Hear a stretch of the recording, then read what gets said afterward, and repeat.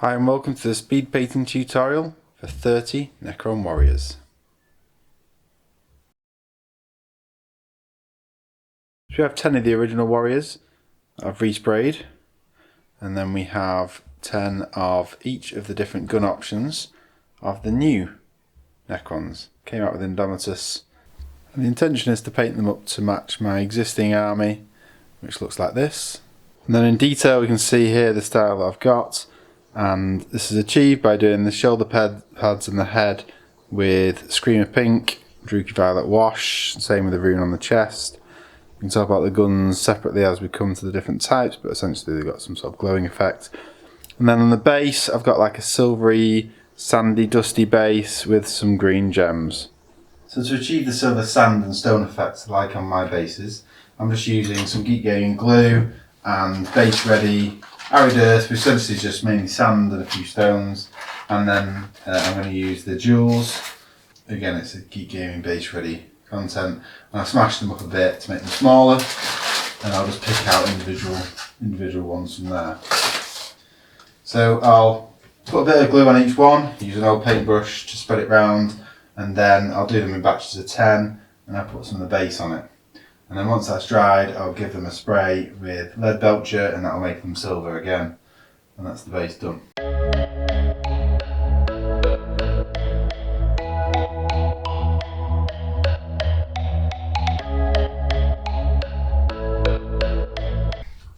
Hello.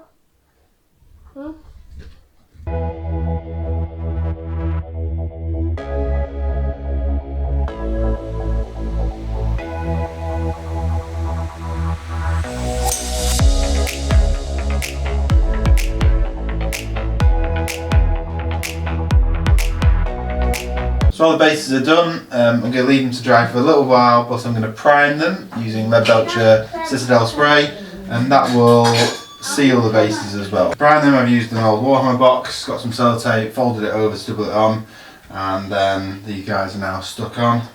Got my can of primer warming, give a good shake, and then I'll go over them. With all the bases primed, you can see here the silver dust and rubble effect on the base. And then I'll put some green crystals on that later. Now it's time to do the shoulder pads and the head.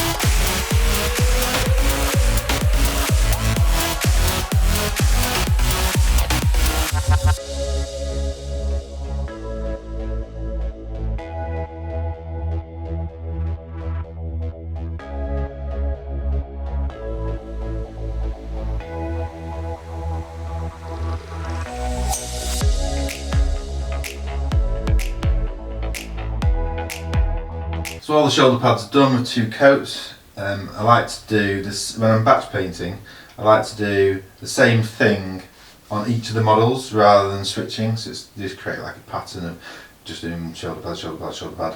Now I'm going to do all the heads, and then we'll do the Druchii Violet shade.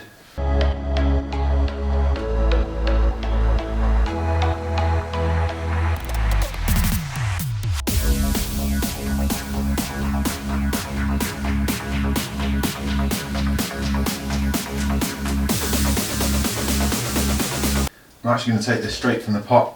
I'm not going to put it onto a palette or dilute it.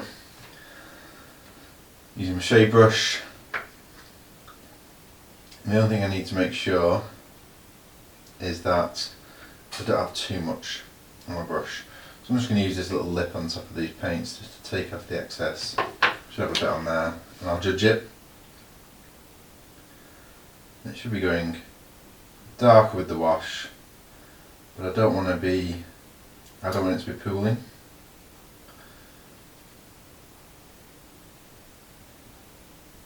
will add a bit of character to the colour.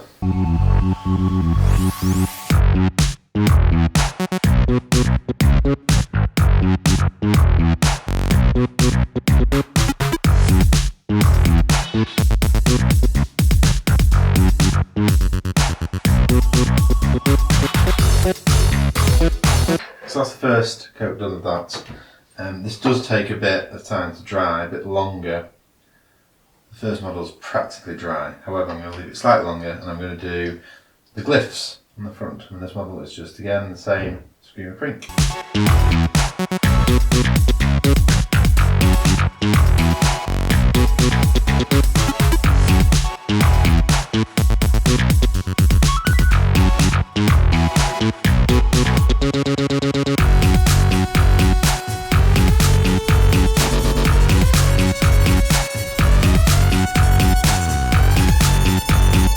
I also do the eyes purple.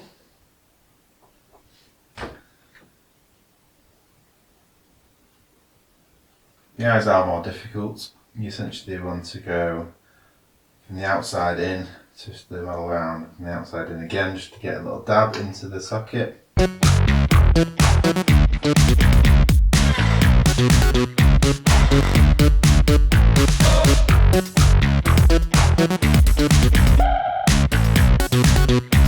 Then probably the longest bit of time is going to be putting black on the guns. So I'm going to do the gun entirely black, and depending on how bright you want the glowing of the green to look of the Gauss weapons or the flayers or whatever they are, you could put some white on those bits first and then use the different colours. But I think in this example here I didn't do any of that, I just did it straight on black. So after my battery died on the camera, I've finished 2 squads of the black. One thing to note is that using any of the base colours over a lead belt, which is silver, because of the metallic nature, the coverage isn't very good, so you do need to do 2 thin coats, which is a lot of coats. So I'll get on with the black and the rest of the stuff now.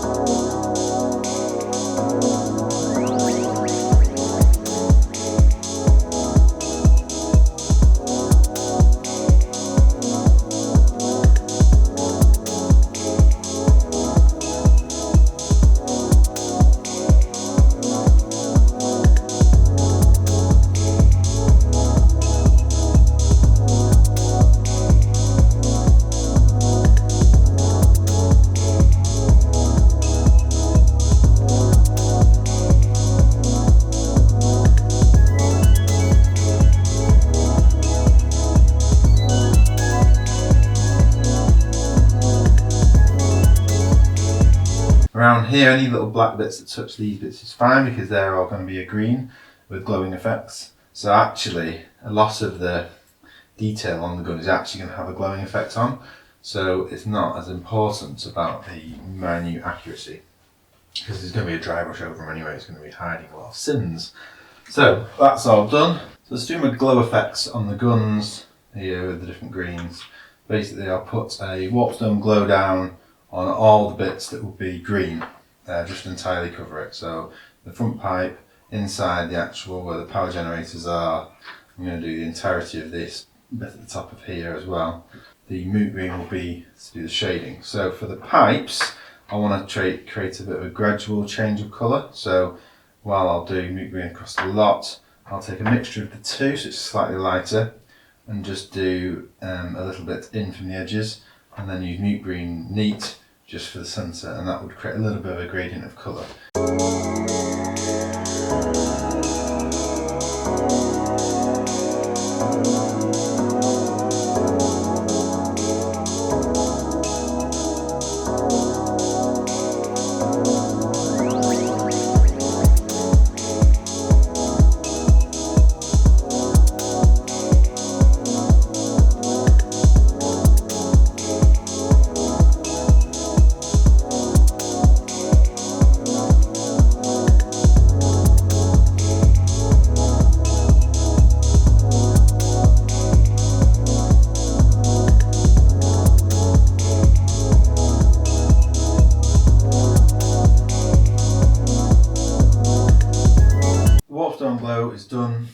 all the models now. Example. What I'm going to do now though is I'm going to actually dry brush with a bit of warm stone glow. I want to take most of the paint off the brush. So I'm going to work it into the bristles from the dry brush. It's actually a large dry brush, but it's the one I like the most from Games Workshop. And I want to get most of it off because I really just want to get a tiny flick of glow on it. I don't want to impart very much colour.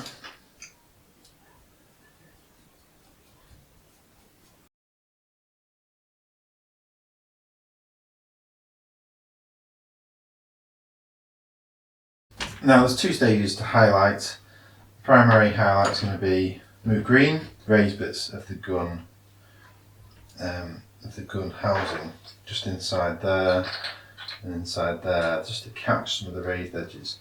The same for the shafts of these gun. I'm going to use it to catch some of the inner circles, the detail. Let's overload it, and I'm just going to try and catch some of the bits in here.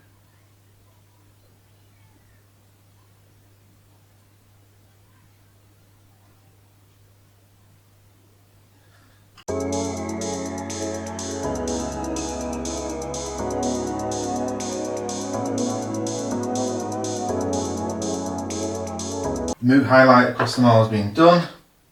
Now I'm going to do the wires. So I've got in the palette a bit of a mixture of two greens, just so it's a bit lighter. I'm going to put a little dab in on the on each of these. I'm only going to take it. I'm not going to take it all the way up to the end, just so I get a colour transition. After that's dry, I'll then go in with just the mute, and then I'll give it a nicer transition. So now just the mute now, and this is going to create a particular bright section on the pipe.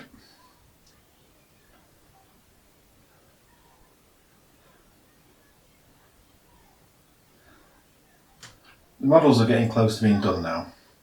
All we've got left is Null Oil wash, which I'm going to do on the old style Necrons because that matches my original batch at the back. And then the Cryptek Armour Shade Gloss, which is the newer one that came out with Indomitus and the Serikhan Dynasty, and that's for all these new ones. So I'm going to wash them. That does take a bit longer to dry. Then I will Bob black the bases, so I like to leave like a black rim around them as well, and then I'll put my little gems on. A quick update while applying the final shades. Obviously Null Oil looks good on Necrons, it's perfect.